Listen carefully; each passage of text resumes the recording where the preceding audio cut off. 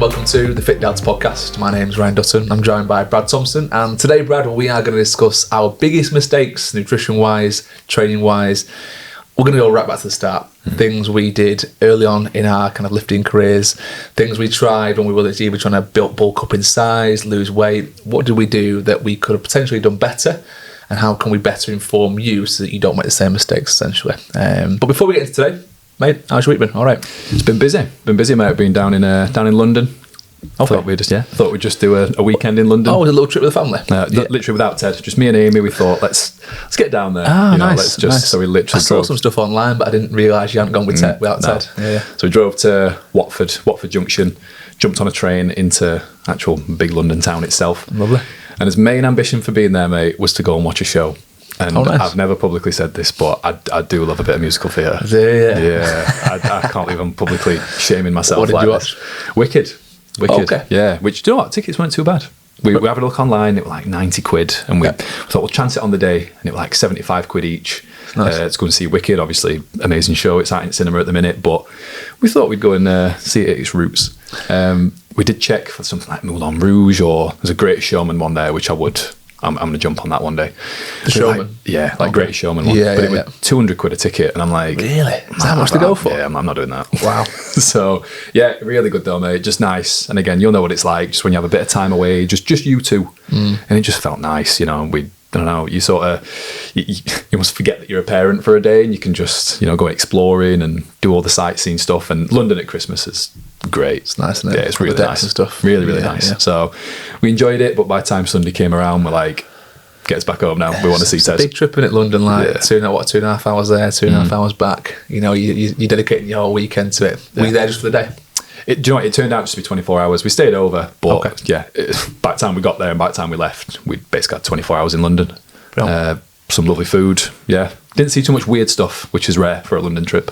What weird stuff have you seen in the past? I normally see some one-man band, like Dick Van Dyke style.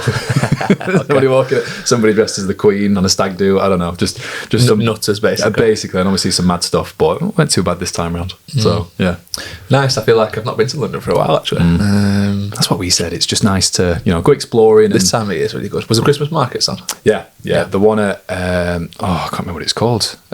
King's Cross. Yeah, they had a massive one at King's Cross. A little one at Trafalgar Square, which were weird. It were like it felt like Chesterfield Market in like Trafalgar Square. Yeah, I'm like, what's going on here? Where's all big stalls? I feel like every year they try somewhere different in the city. Like Sheffield does this, isn't it? Like it started doing it on the moor now.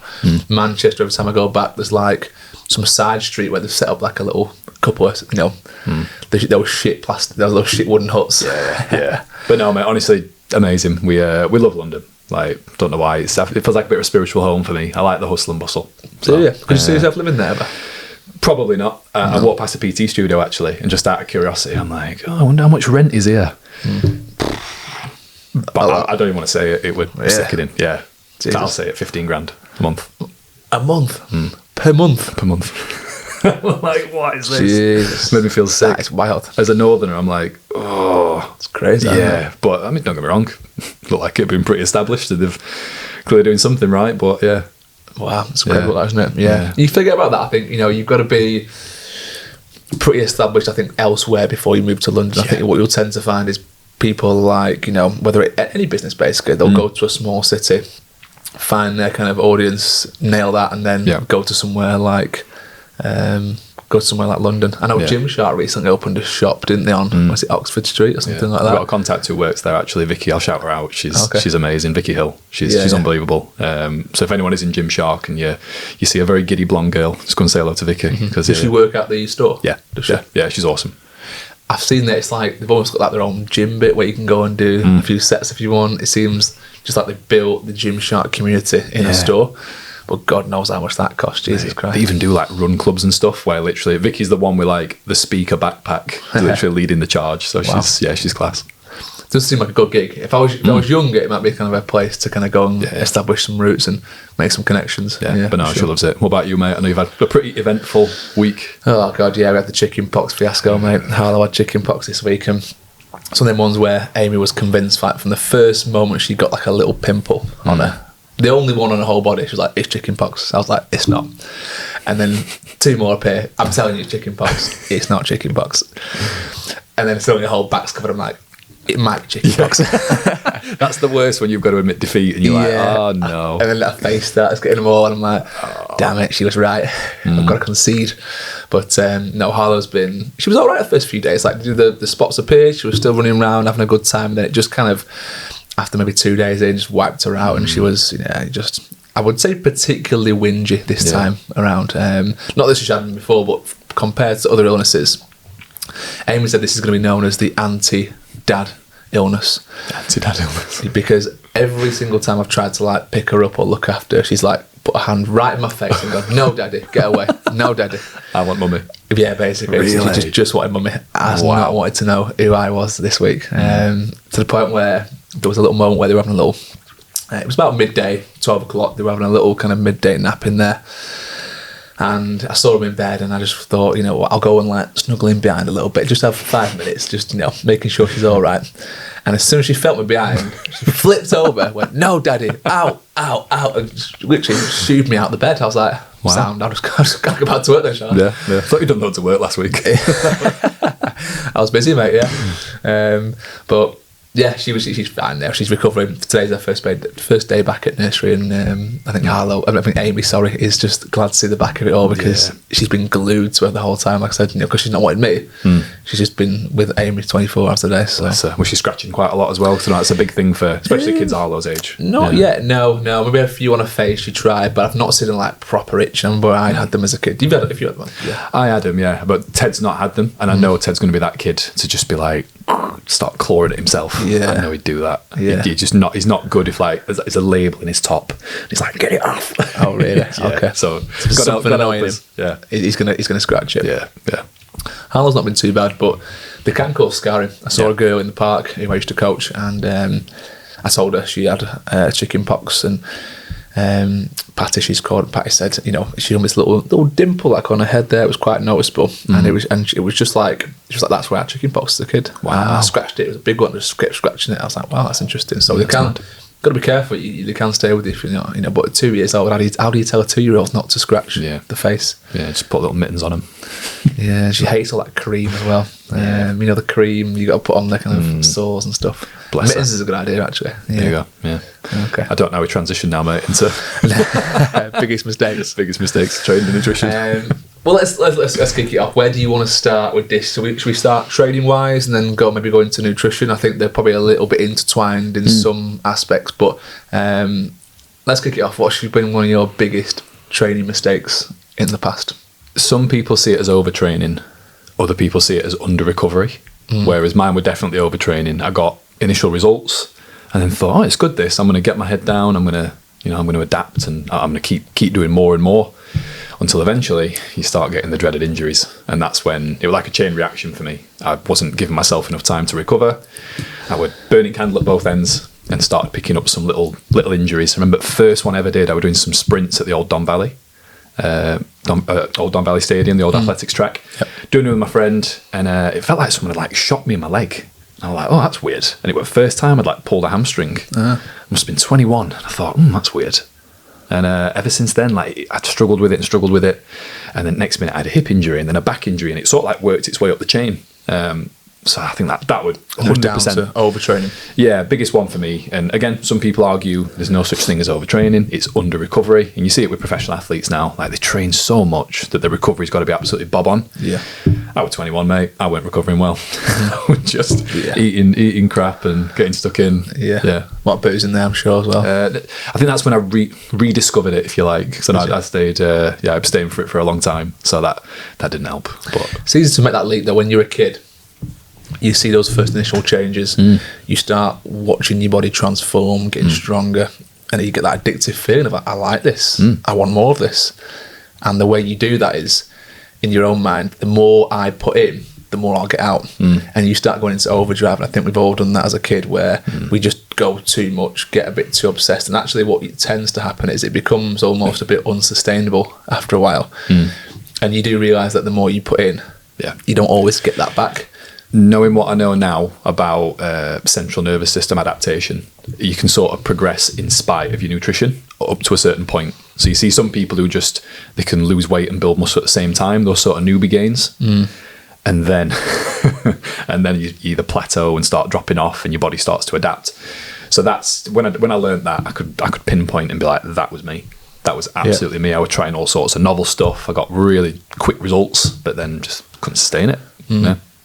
What I will say is, I think, just touching on mistakes in general, I think that when you're a kid, when we were kids anyway, there wasn't as much information as there is now. So I think for me, the way I learned when I was a kid was trying everything. Whereas nowadays, there's a lot online, there's so many studies and so much research to back up what's right and what's wrong. When I was a kid, it was the early 2000s. So it's like magazines and like maybe a little bit, you read an article online on like, I'm trying to think of some of the old school websites, like what do we used to go on, like was it Testosterone Nation? Testosterone Nation. There was one called RX Muscle, I think I used to go on. There was like maybe some Reddit forums about certain things that you would try and different training methods, and I just took every single thing I could get my hands on and I tried it. And I just went to the gym, discovered some things work, discovered some things really don't work. And you realise actually what's right for you as well as an individual, because some things you'll read about it and in theory, like, that makes so much sense. I can see why that person has got results. It might be coming from someone with a lot of knowledge as well and validity in the industry. And then all of a sudden, you're trying it and you're like, this isn't working for me. Why is it not working? You go back to the drawing board, you try it again, you rework it, still not working. But, you go through that process of elimination of what works and what doesn't. And I think the things that really do work, you knuckle down and double down on those. And things that don't work, you kind of discard. But I have not really many regrets about all the things that I tried, because you learn a lot in the process. If it doesn't work for you, it might work for someone else. It's a tool in the locker. And yeah, I have no regrets about, from a training perspective, about trying any of the things. But as soon as you learn about gym and volume training, you're trying it. As soon as you learn about gyronda, you're trying it. As soon as you learn about drop sets, giant sets, supersets, time under tension, I mean, the list could go on. We could be here all day talking about these. You try something new, and you quickly work out whether it's right or wrong. But there was a lot of things that I tried as a kid, for sure. But I know you've sort of said there that it's not necessarily a mistake of yours, because you wouldn't change it. Yeah, I wouldn't. Which is good. Yeah, because again, you learn about how it works and what to do. And I found it down the line where you take on a client, for example, they're not responding to the things that I respond to. Okay, what other tools have I got in the locker that didn't work with me but might work with them? And then you start kind of working out like body types, and you realise that certain body types respond better to certain types of training, and that's then what we push. And then you have these different toolboxes for different individual people and body types. Yeah. In terms of mistakes from you, like training mistakes, what would you say is the top of the list from you? Top of the list for me is something actually that you mentioned before. I'm going to rob one of yours now. It was strength training. My biggest goal when I was a kid was just to get massive. I just wanted to get big. I wanted to get huge. See how much muscle I could grow. Mission accomplished, mate. No. I've been a lot bigger than I am now, for sure. I've been well over 100 kilos at one point, but it wasn't healthy at that weight. And I did it through not really getting strong, but just trying to eat a lot and maximise hypertrophy. But I never really focused on strength. Strength training wasn't something that I was ever fussed about, ever bothered about. I think the primary reason for that is because I wasn't naturally strong as a kid. I wasn't like the guy who was in the weightlifting room, bench pressing the most. I got to the point where I was because I just kept relentlessly showing up. But I've never been naturally strong. And I'd have guys who like come to the gym with me and train, and they'll know me training in a couple of months, and they'd be beating me on bench press already, and I've been there for like 18 months, and I'm like, damn it. Yeah. But I knew that that just wasn't me. I'm not the strongest person, but any strength I've had. You put something out great, actually. It was something you put on social media. You said a weakness is a strength that hasn't been worked on yet.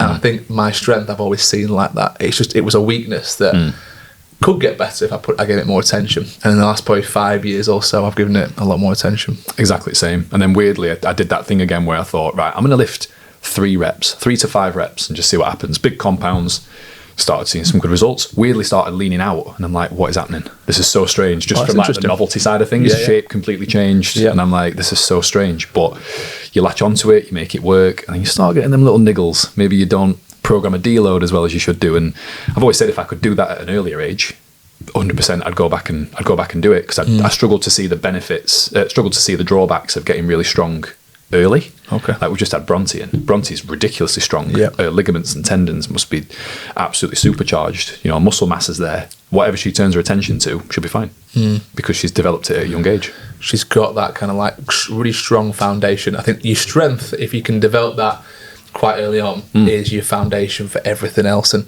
I think that's why maybe I've picked up a couple of injuries in the last few years, because that real hard foundation wasn't there when I tried to push the bigger numbers. But I also played football a lot as a kid, and I didn't want to be battering my legs doing squats and deadlifts and stuff like that.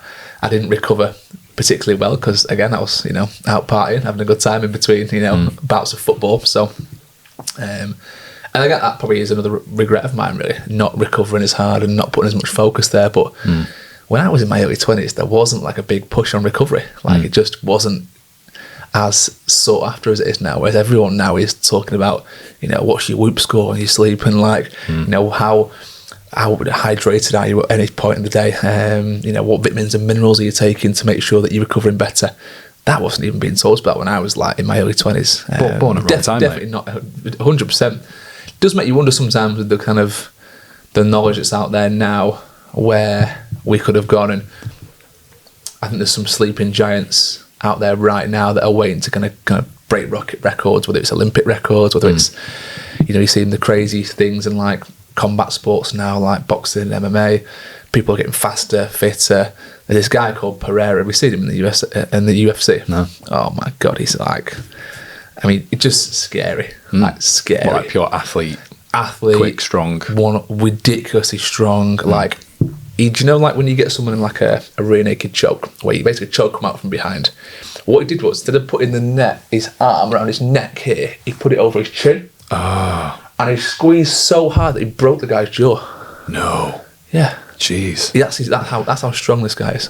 It's funny you should say that. I thought you were going to tell me about a guy who backflipped out of someone trying to do a leg lock. Guy's trying to get him in the leg, and he's backflipped out of it. Oh, wow. And I'm just like, one, incredible, but that's like that spontaneity. Like, no one can probably train you how to do that. And I think if you're going to get lost in the weeds of information, you probably miss out on like what you did. Just mess around and find out. See what happens. Exactly. Yeah. But you just see these freaks come around now, and they've just had like the longest period of time like under the best scientific research and knowledge and training, and that's filtering down not only from the high end but into like being accessible to everyone through social media and things like that.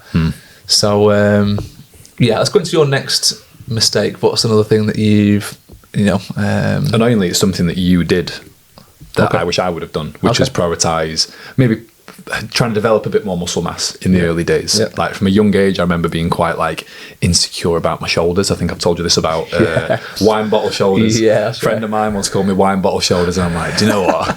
Fuck you. I love that. It's horrible, isn't it? The metaphor there is brilliant. It's horrible. And there's a bit of me that thought, do you know what? I think I didn't do it almost because I didn't want to succumb to the insecurity. And do you know what? I should have just gone and done it.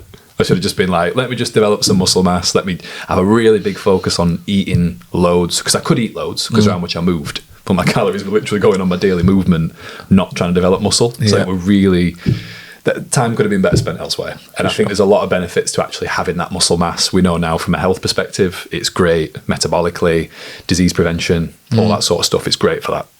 The body loves muscle mass. It really does. Very hard to keep hold of. Can be particularly hard to grow in some people, but it's something that should be a priority. I think it was never not a priority when I was a kid. It was literally my only goal from about probably from like I'd probably say from that throughout my teens, but definitely like when I got to like my early 20s, it was just all eggs in that basket. And probably brings me on to like my next mistake, which is a bit more nutrition based. I've had like an average metabolism, not amazing.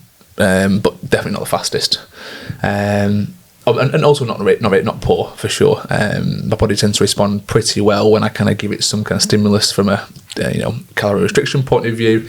if I feed it, I'll definitely gain weight. There's no doubt about that. But when I went all in on like the nutrition side of things, and I started kind of maybe educating myself a bit more in my 20s, I went, right, if I can just keep training as I am, but massively increase my calories, there's the potential for me to grow.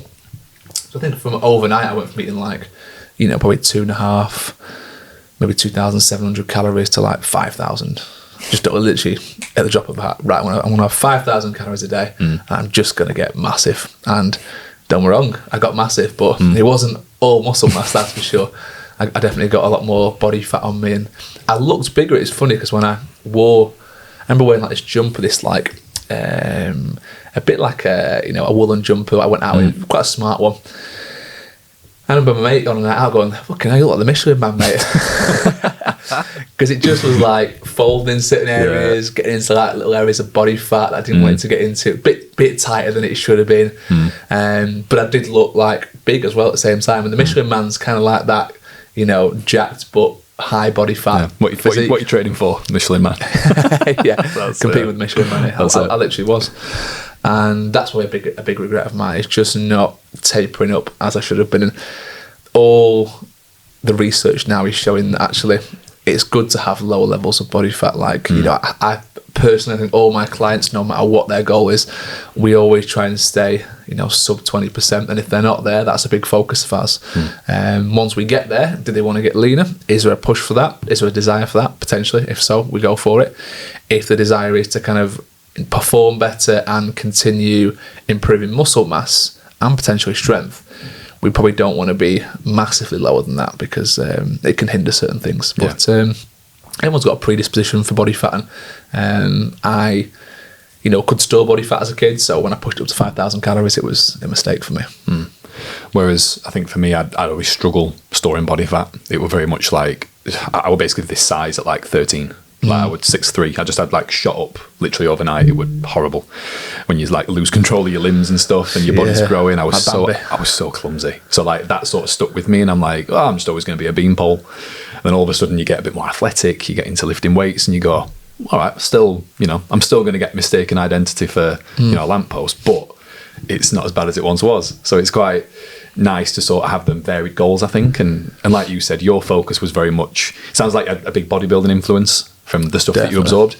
I never did. So all my goals were very linear in terms of what I knew. They were very comfortable goals. And that's probably a big mistake that I made. I really should have made the most of my youth in that sense, where just be a bit more varied, be a bit more ambitious, care a little bit less what people think. If you go and do, something like a Spartan race, like who cares? Just because my mates weren't doing it. Should have just done it. Want to do it, just go and do it. But I didn't at the time because I wanted to, be the best in my group of mates, or, be the strongest and fastest in my group of mates. And it don't really matter, does it? No, not at that age. Like, you're just trying to be the best you can be. And competition's good though sometimes. Yeah. The competition drives you. But what's your next mistake? I think it were more, again, I've touched on it there about just not being a bit more ambitious with my goals. We spoke briefly before pod started, and for me it was always about very performance related, whereas I probably should have transitioned a little bit more into, let me get strong, let me build some muscle, let me try a challenge, let me try and master a skill. But instead I think you get in your own head and you think, no, I enjoy this. Whereas I'd probably enjoy it more if I added some more strings to my bow, if that makes sense. I think it just makes you a more well-rounded person. And when I decided to do that and get my head down and try different things, you start to be happier. You start to connect with more people. I've said this a couple of times now, but I did a Rowvember challenge, which were 10K a day on a rower for 30 days. Did it for Cavendish Cancer Care, we've spoken about at length. And just learning how to row, going through that sort of level of detail, seeing how my body adapted to rowing for 30 days, because it were a long distance, and after 2 weeks I just shrank. I literally atrophied. I couldn't eat enough. I just began to shrink, and my body got really good at rowing, like staggeringly good at rowing, that I wouldn't have dreamt that come day 30 I'd have improved that much. I think I was doing like 10K in 50 minutes, and then by the 30 days I was doing it in 35. So it was just crazy how quick you got in a very short space of time. I wish I'd have done more of that. I think that you're absolutely right. Someone messaged me the other month about what's the fastest way? Actually, it was a woman, and she said, what's the fastest way to get abs? I've leaned out quite a lot, but I've still got a little bit of a, wrinkly stomach, shall we call it, and I want to build muscle and I want to shape that area. What's the fastest way to build a good looking core? And I said, you want to build it up to the point where you can do it every day. Same way, like if you want to improve your fitness and keep your body fat levels down, you want to be moving most days, having some kind of step count, training. I think the same applies. If you want to maximize muscle, sometimes actually training it every day can be a good thing. It can really drive results. Yes, we spoke about like recovery and things like that in between. But if you hammer it, it will learn to adapt sometimes. And it's the same with your rowing. Like that first week of the row will have been horrendous. Like soreness, you jump on the rowing machine, your back's still killing you from yesterday. Whenever I do long stints on the rowing machine, my glutes really hurt. My glutes really burn. I need to stand up and have a second. So you'll be getting lots of that. Then after a week, the body starts to go, oh shit, he's not stopping now. We're best to kind of like adapt. Chill out. Chill out on there. Soreness, give him a little bit more fuel. Increases hunger levels a little bit, so we're gaining some more energy. And I think the same applies when you train any muscle group. There was always he's not the most scientific person for this, but CT Fletcher, the big it's Julio motherfucking Sip. He basically talked about how he had humongous arms back in the day, and people used to ask him, how did you get big arms? He goes, for a year I didn't train anything but arms. And I mean, I went to the gym every day and trained arms. So he went to the gym every single day and trained arms for a whole year just to improve his arms. Sounds like me at 17 though. Yeah, most lads now are straight in the gym membership day one. Warm up kills. Arms for the next 6 months. But it does, to a certain degree, if you overwhelm the body with that amount of stimulus, you give it no reason but to grow, and you'll probably find after actually over a short period of time, you'll see quite a lot of results. Is it wise to do this in the long run? Probably not. And actually, you probably want a bit of a phasing out process where you go back to doing something quite sustainable. But I had stints where I was training arms like 2 or 3 times a week, just to get them bigger. I think it's Joe DeFranco who says your body's only as strong as what you need to be, which is a testament. Like why would you be able to lift like 200 kilos on a deadlift when you've not been deadlifting 200 kilos on a deadlift?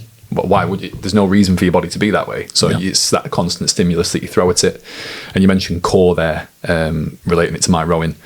Not a lot of people know this, but the core and the calves, those are 2 sort of muscle groups or areas that have actually got quite a bit of tolerance. Like you could literally train those every day and you'd be fine.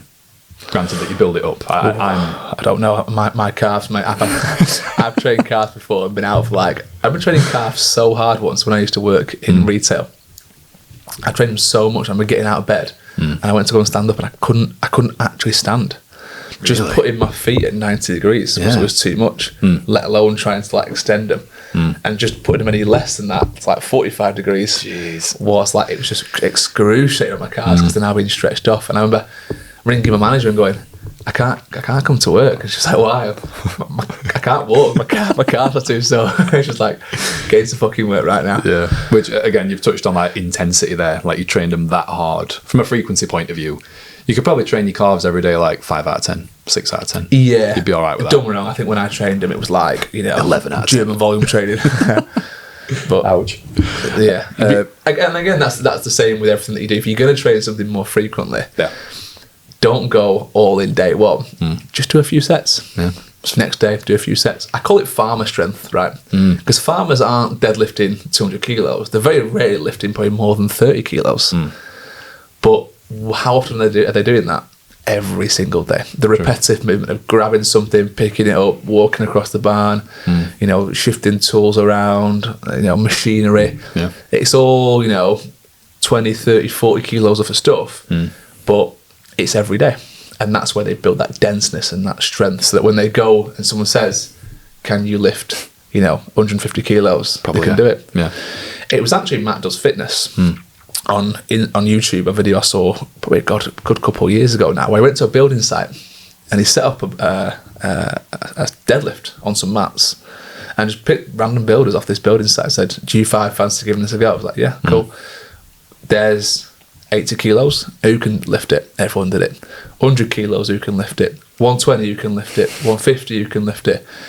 Got up to like 200, and a couple of them were still lifting like 200. Wow. And they were like, do you go to the gym? No, I never go to the gym. And they were just because they were builders, they were brickies, they were carrying things, moving, manual job, semi-heavy loads all the time. There was that level of like core dense strength there. Farmer strength, I'm telling you, it works. I've told you about, like, showed you pictures of my dad. Like, my dad used to have massive hands. He were a brickie, right? So you could literally see, like, he could flex his finger, and he had like biceps on the end. Bicep fingers. I'm like, what on earth? And literally, his hands were just massive. Like, and it's just that adaptation of that constant like grab, move. Don't get me wrong, there's problems that can come from that, like finger extensor strength and that sort of stuff. But the actual grip strength were just ridiculous. Did you have any issues later in life, maybe arthritis or anything like that? I think he had the same what I have genetically, but just didn't deal with it. You know what I mean? So he just sort of raw dogged it and got on with it. Some soreness, yeah. But yeah, it is what it is. In terms of you, mate, any other training mistakes or nutrition mistakes? What else have I done wrong in the past? Yeah, I feel like we've not touched on much nutrition, which I don't mind. I think let's touch on nutrition for a little bit then. So we spoke about one end of the spectrum, which is where you try and gain muscle and gain weight, which is where you have to increase your calorie intake. Let's talk about the opposite end of the spectrum, where you diet down and now have to go into a calorie deficit. Have you dieted much in the past for like holidays or any photo shoots or competitions? True story. I've dieted once in my life. Have you? Wow. Which shocks a lot of people, because I've never really had to. I know the science. I can get other people to do it. Yeah, I've had to do it once in my life, and I found it really easy.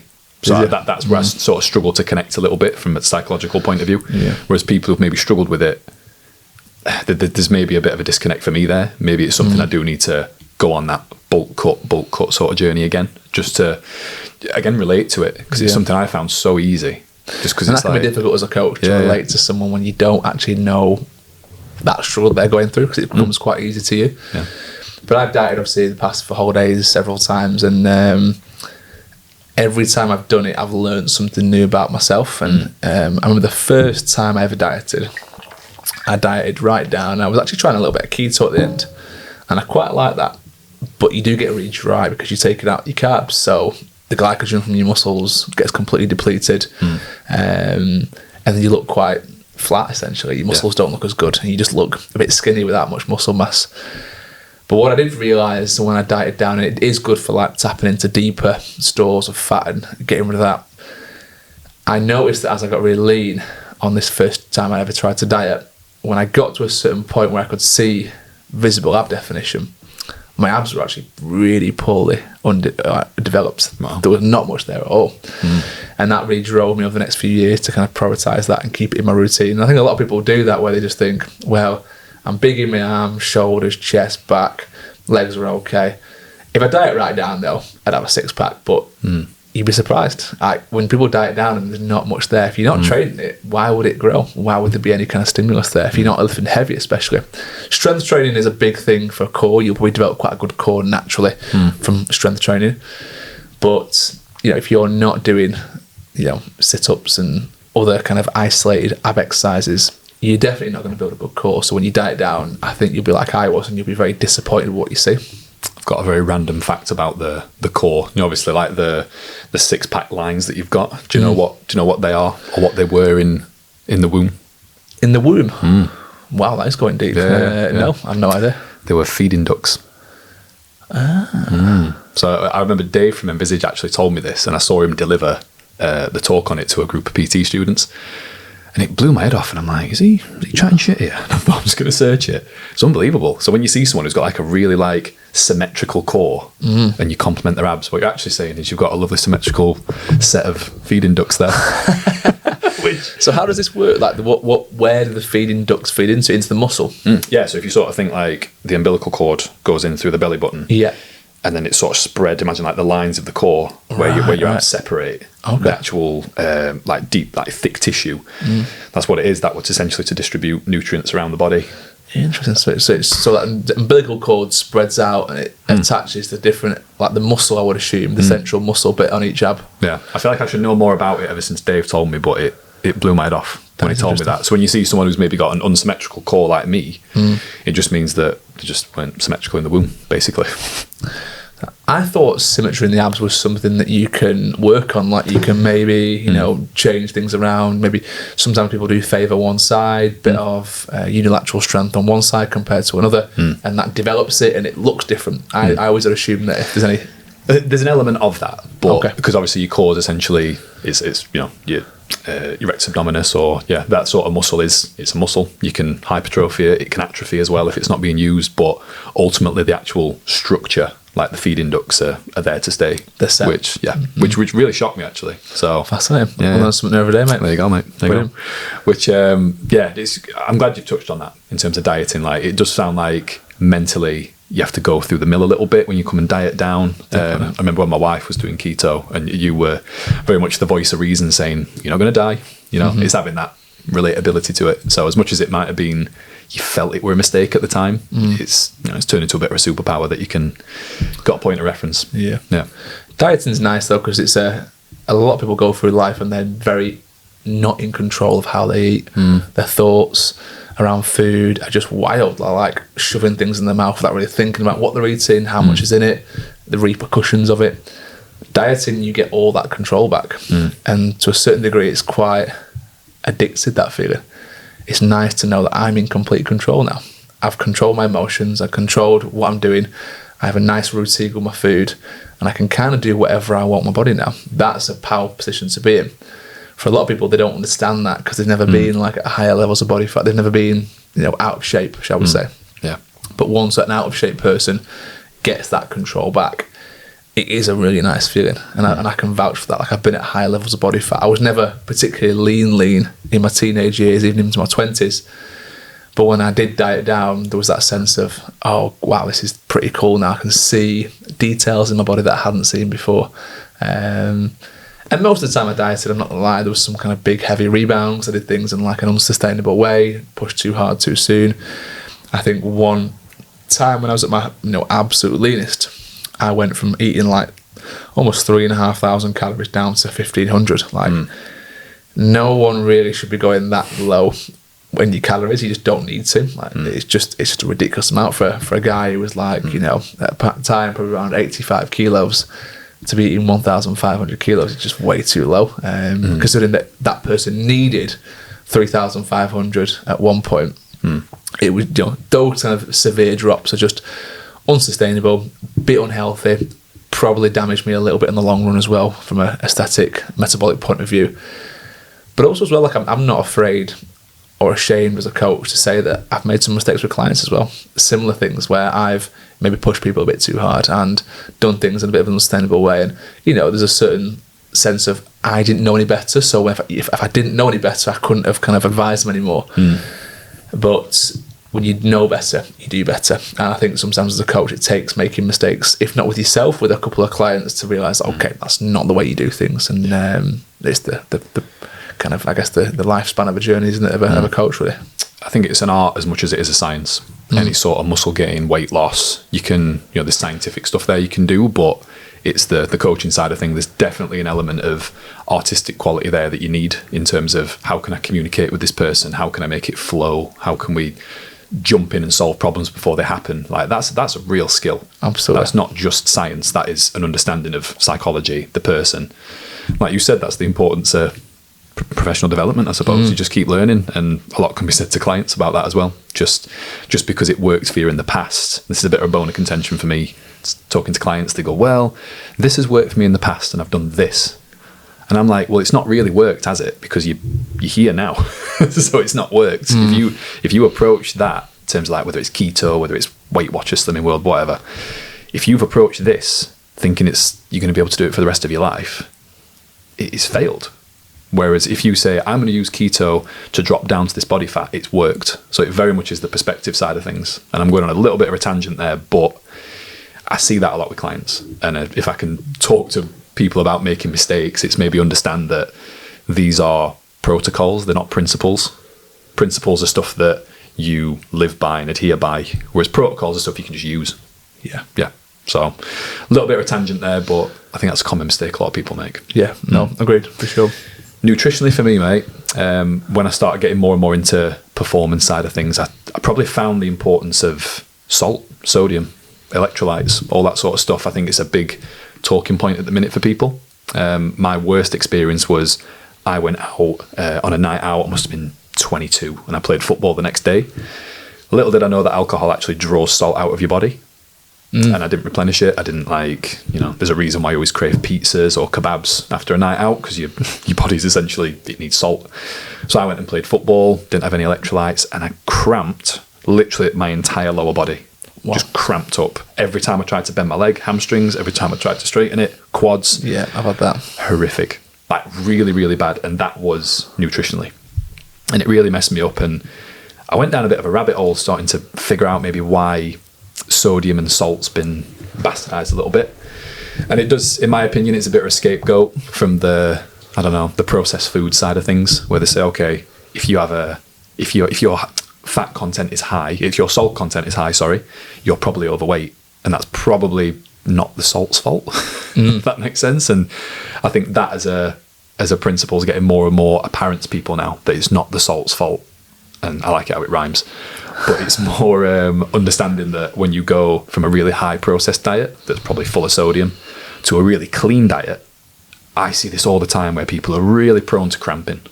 Really, really prone to cramping because they're used to a certain amount of sodium and now they've got next to nothing. They're not even salting the food.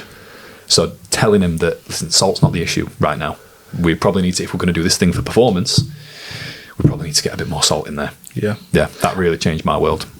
And I think as well, things like electrolytes nowadays are great. They're fantastic for replenishing the right types of salts, because you can't just go and put table salt all over your food and expect things to kind of sort themselves out.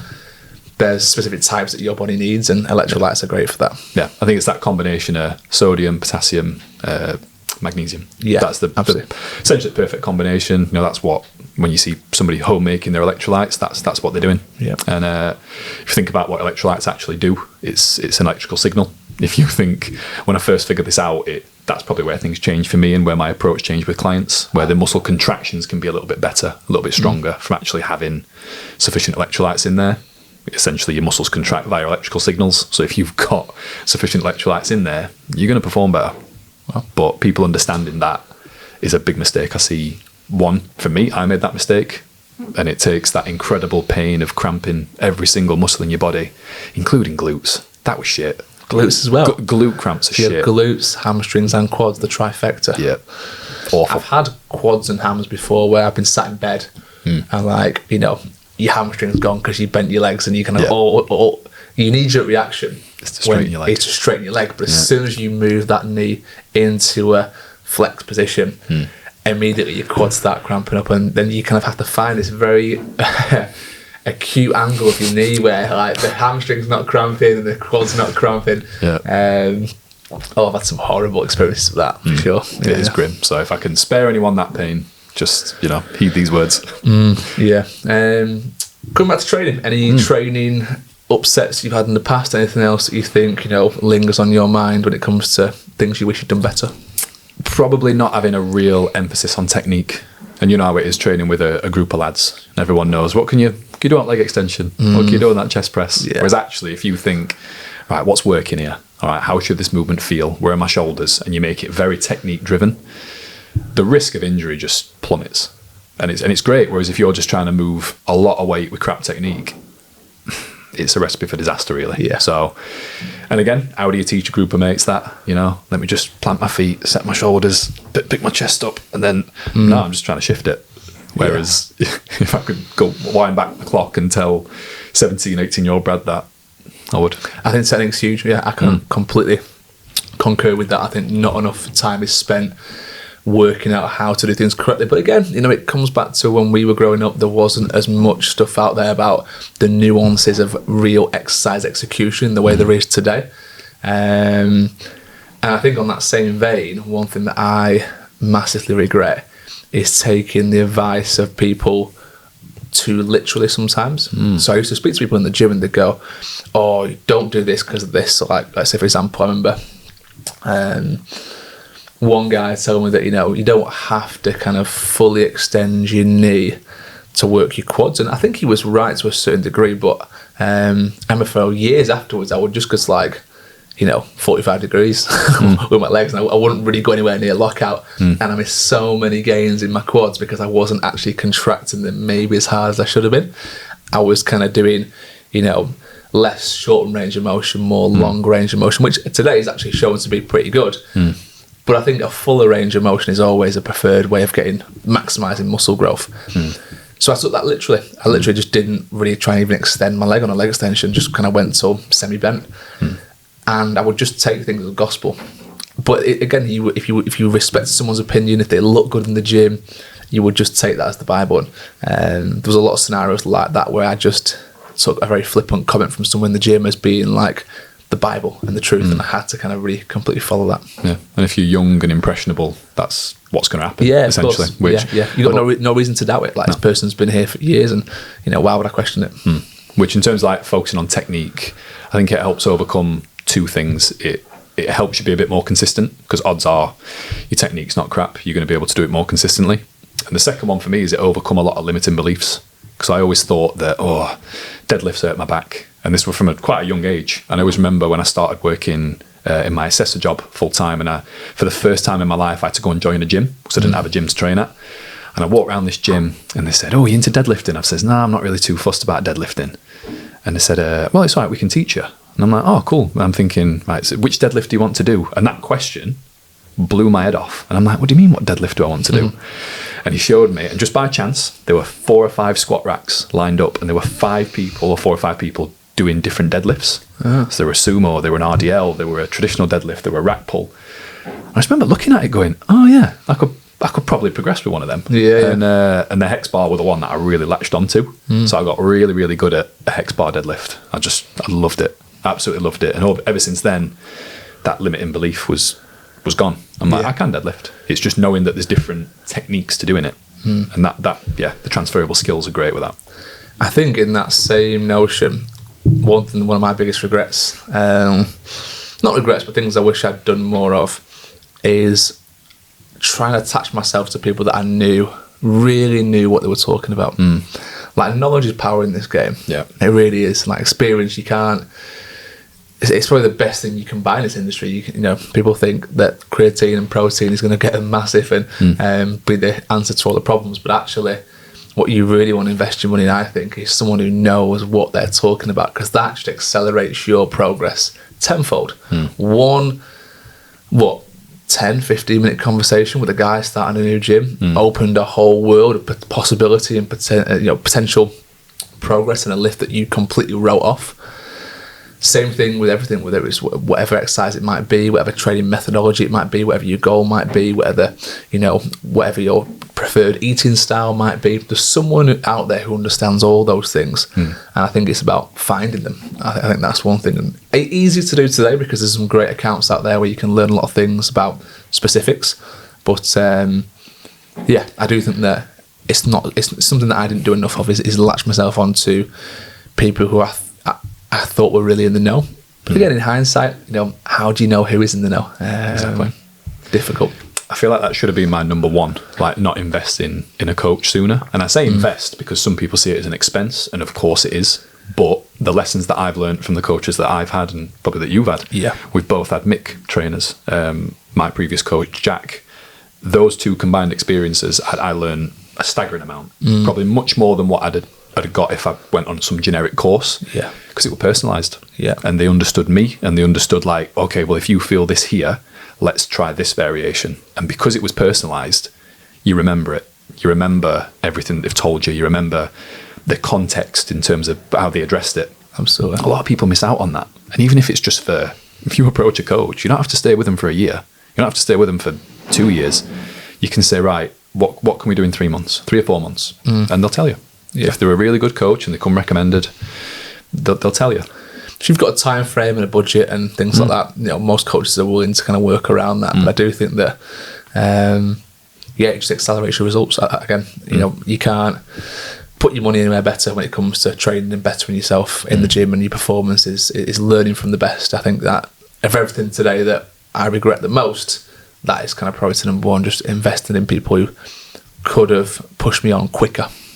And again, I have invested in people who maybe haven't, taught me what I wanted to learn. And that's probably because they're very good at sales and not very good at delivering on the product, which is a shame. So that's why I think it's important to speak to people who are doing it right now. So I think if there's anyone who loves what Ryan does, like, message him. Be like, do you mind if I speak to one of your clients? Do you know what I mean? Like, is there anyone who'd be willing, who I could speak to about your process? And vice versa. Yeah, I've sure. had people do that in the past, where people have messaged me and said, I've spoken to such and such, your client, and they've recommended, and that's great. And they just sort of say it on a whim, and that, in my opinion, that's how it should be.